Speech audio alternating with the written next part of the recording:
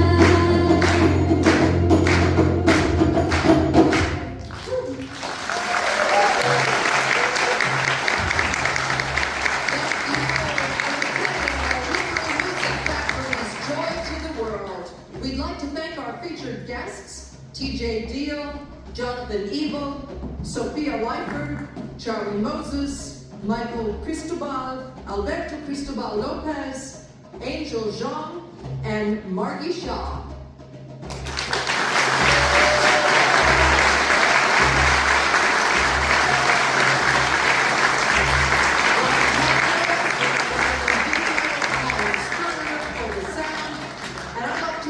These very, very talented musicians who are HMF faculty. Please hold your applause to the end and then give them a rousing round of applause. Sarah Goodson, Maria Grosso, Ava Miller, Sheridan C., Sanaya Bennett, Rick Klein, Thomas Grell, Rick Hefner, and Matt Sigmund, who've been sitting behind me all night.